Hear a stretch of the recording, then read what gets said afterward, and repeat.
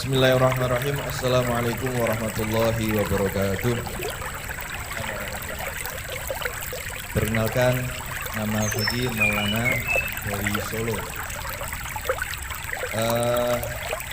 Saya akan bertanya kepada Gus Bahak. Ini Gus, sebagaimana tema hari ini memahami Al-Quran dengan meneladani Rasulullah. Kami sering mendengar pengajian Gus Bahak yang mana Gus Bahak sering mengaturkan, sering berkata, semakin banyak ayat yang kita pahami, semakin kita dekat dengan Allah Subhanahu wa taala. Kurang lebih begitu kalau salah gitu. Atau bahkan Syekhona Maimun dan Maimun menikah juga dawuh, seberapa banyak kamu paham Al-Quran, maka sedekat itulah kamu dengan Allah Subhanahu wa taala. Pertanyaannya Gus, kami terutama pulau mewakili anak muda yang awam ini banyak yang tidak sebulan pondok pesantren, bahkan tidak tahu bahasa Arab, hanya bisa membaca terjemah. Nah ini sedangkan panjenengan sering dawuh kalau misalkan memahami Al-Quran itu harus malian bil Arabiyah, harus menguasai ibadat banyak bahasa Arab. Tapi kita ini juga pengen dekat dengan Allah, pengen dekat dengan Allah. Nah, apakah kita boleh membaca terjemah, sedangkan terjemah ini tidak bisa mewakili makna ayat itu kan? Ini yang pertama. Yang kedua, buatan berat yang kedua, yang ringan. Hari-hari ini lagi viral berita seorang Gus.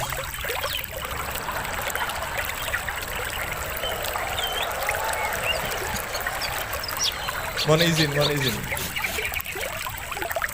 Yang mungkin berceramah dengan kalimat yang kurang baik, mungkin diniatkan guyon tapi malah melukai hati orang lain. Tapi Masya Allah Gus Bahak guyon tapi tidak pernah melukai hati orang lain.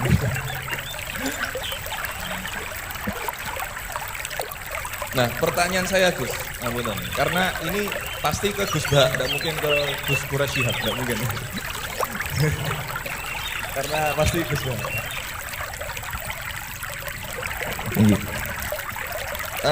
Sebenarnya sejarah panggilan Gus ini seperti apa?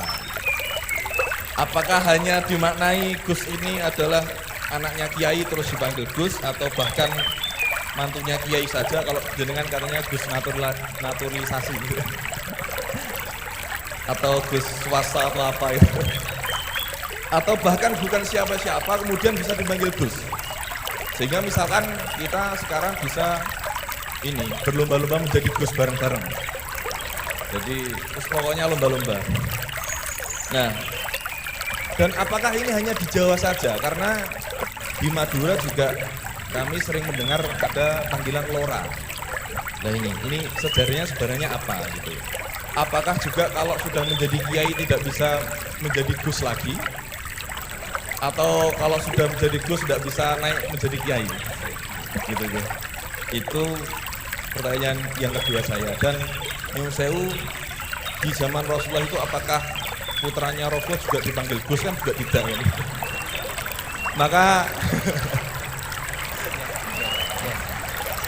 Maka kalau Gus ini tidak ada di zaman Rasulullah, berarti semua Gus ini bid'ah. Karena Gus tidak ada di zaman Rasulullah. Ngerti gitu. Ya jadi intinya sejarahnya dan standarisasi Gus itu apa yang orisinil gitu. Yang kalau misalkan di Indonesia ini yang Gus orisinil hanya jenengan, berarti semuanya palsuan gitu. Lah ini tentu bisa dijelaskan Gus. Ngapunten matur suwun sangat. Wassalamualaikum warahmatullahi wabarakatuh. Waalaikumsalam warahmatullahi wabarakatuh. Baik, terima kasih Gus Maulana.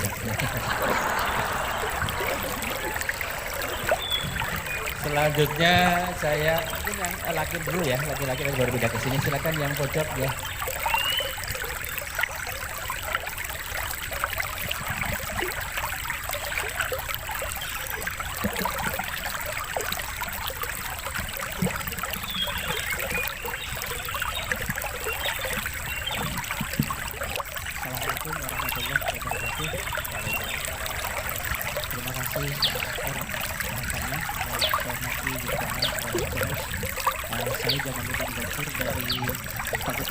itu.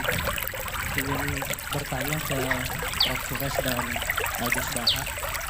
Saya sering mendengar salah satu isi pengajian dari Gus Baha itu bahwa fatwa dalam hukum sosial itu tidak pernah jelas. Artinya ulama pasti akan berbeda. Nah, kami kebetulan di Fakultas Hukum seringkali ditanya orang juga soal bagaimana hukum sesuatu.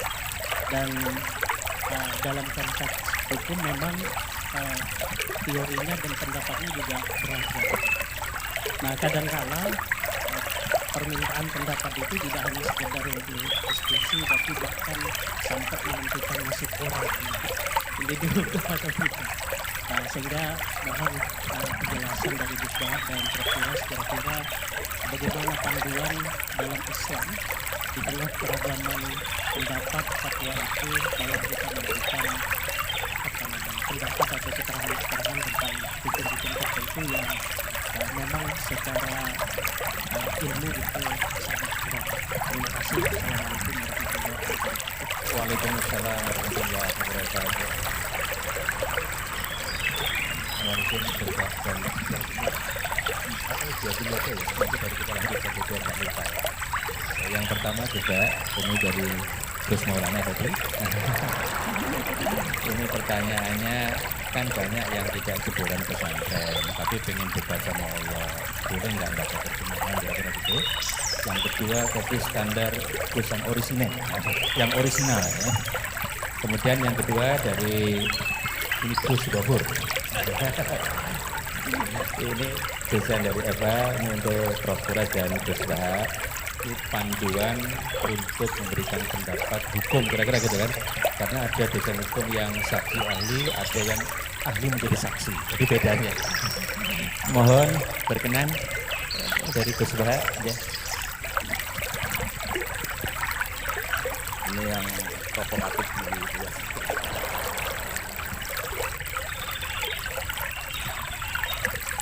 Semoga diampuni oleh Allah Ta'ala. Begini, tapi itu saya tidak ngertosan, tapi ya seperti laporan macam-macam tentang sekian kita. Begini, saya cerita ini, dan biar kan tahu bahwa Pak Rektor Bidang kami tidak salah. Memang benar-benar pemateri yang baik. Ya kalau kata Nabi Yusuf berarti ini hafizun alim, orang harus disuruh mana pun orang boleh cerita dia, itu pasti. Begini, satu saat ini cerita sedikit. Satu saat Nabi Musa itu sholat itu doa apa saja itu nggak mandi, Nabi Musa nggak mandi itu tidak mandi. Kata Allah, ini Nabi ini nama-nama, jika menikah Anda untuk sholat itu ada yang bukan adil, nama, provokator. Maka kamu doa kayak apa tetap enggak akan saya ijabah. Nabi Musa, ya gampang gitu, tunjukkan orang itu siapa, nanti saya usir dari masjid.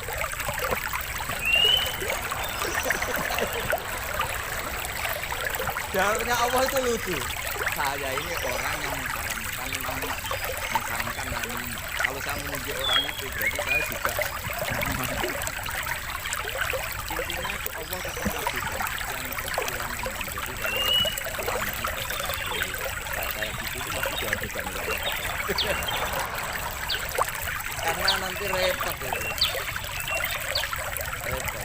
Memang saya termasuk dosa nabi itu benar.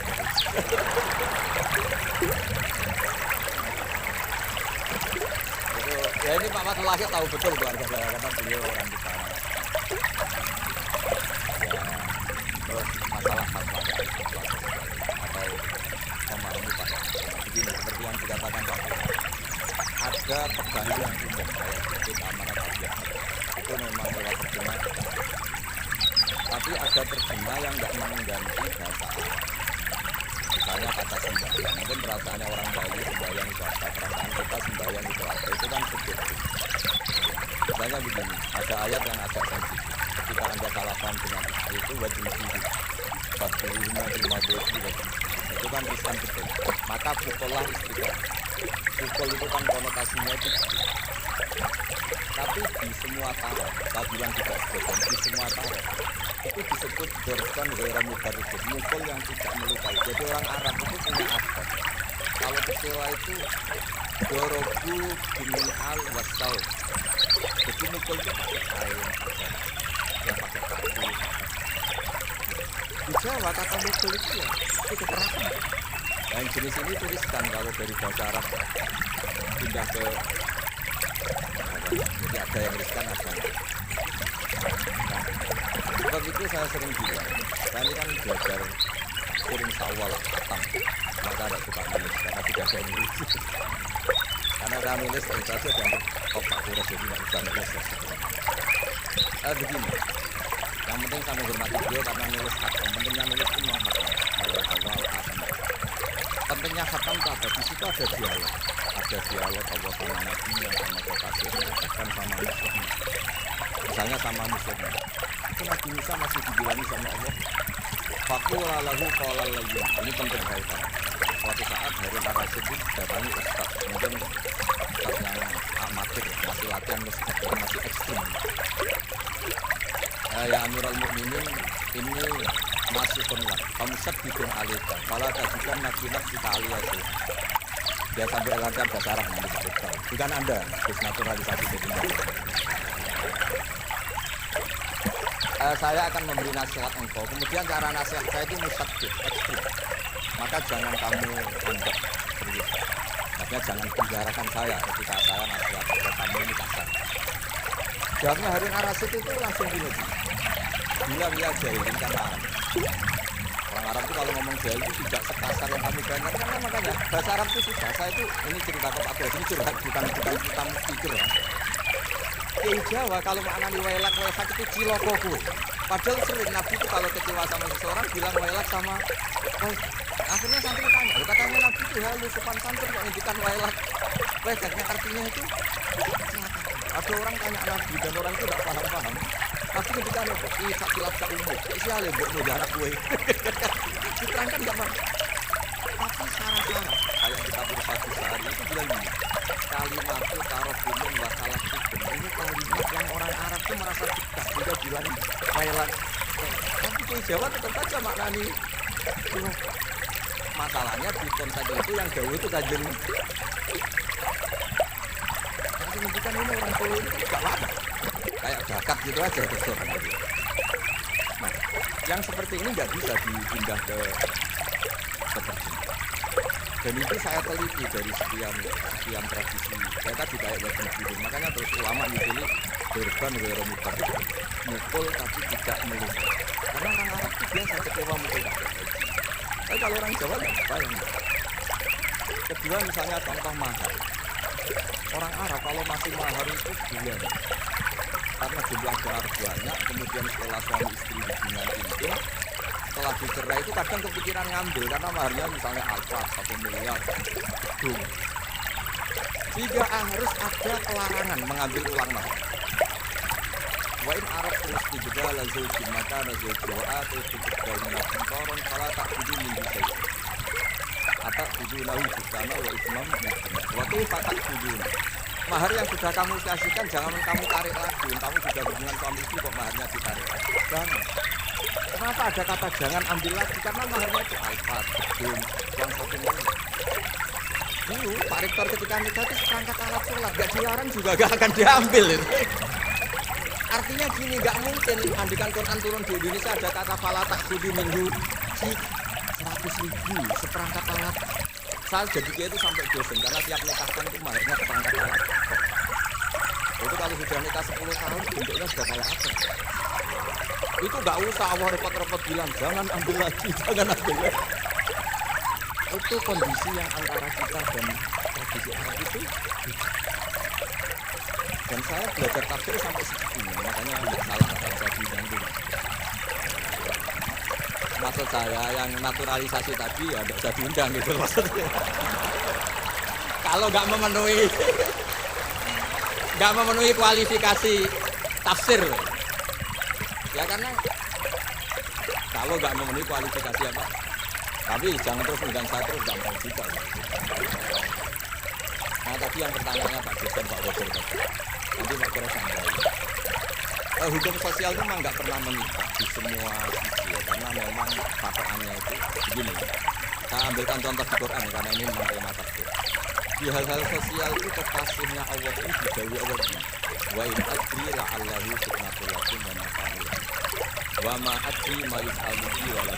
Jadi Nabi misalnya mau perang, misalnya perang apa ya. Allah terus bilang, Muhammad kamu tenang saja, pasti menang. Enggak. Karena kalau dibilang begitu nanti cenderungnya Nabi atau keberanian Nabi dikira karena ada jaminan. Jika nyuwun sewu Nabi juga pernah mengalami perang menang di Badar, pernah mengalami kalah di Uhud. Jadi di bab sosial itu memang Allah membiarkan hukum sosial yang berjalan. Sampai Ibnu Khaldun menunjukkan begini, saya masih ingat kejadian itu satu. Nabi sebagai Nabi itu kena aturan hukum sosial. Meskipun beliau punya mujizat kayak apa, ketemu orang harus sampai, ketemu anak kecil harus sayang, ketemu orang kecil harus sayang. Andaikan Nabi bisa terbang ke langit sekalipun, enggak. Tapi ketemu anak kecil nampak, ketemu orang sepuh melukai, tetap tidak diterima oleh kita.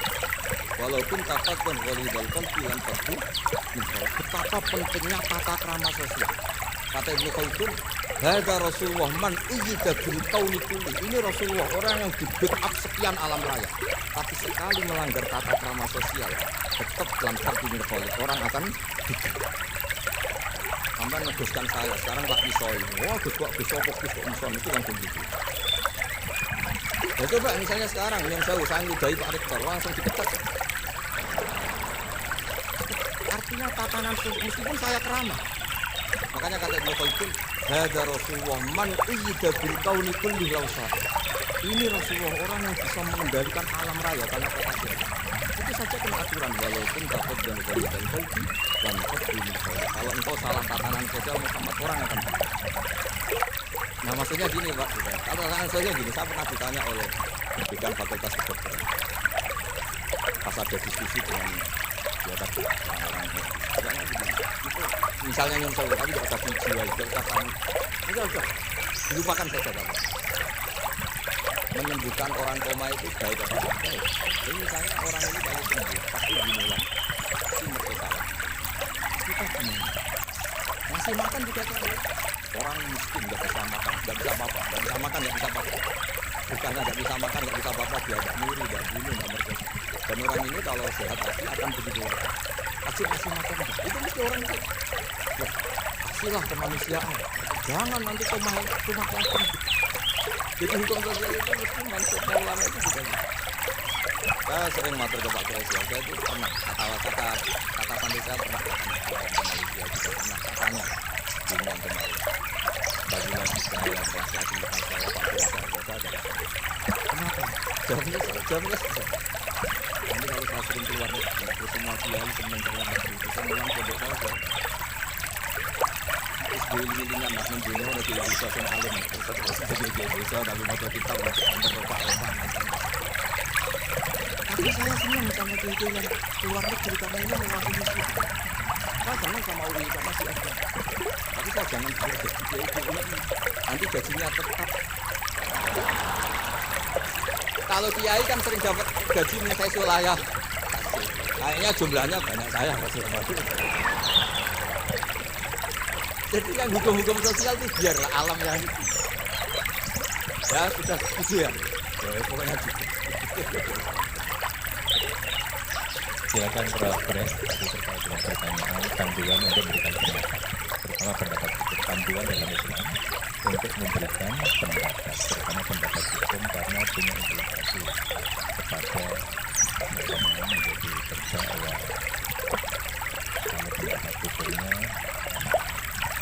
jadi hukuman yang diberikan tidak saya tahu seperti itu ya, panduan Islam yang ditegakkan.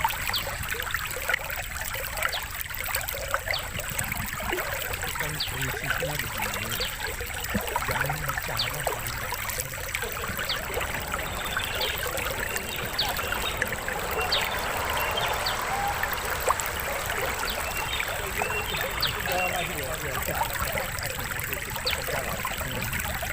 Jawabannya itu ya. Baik, terima kasih Prof. Pres. Singkat padat.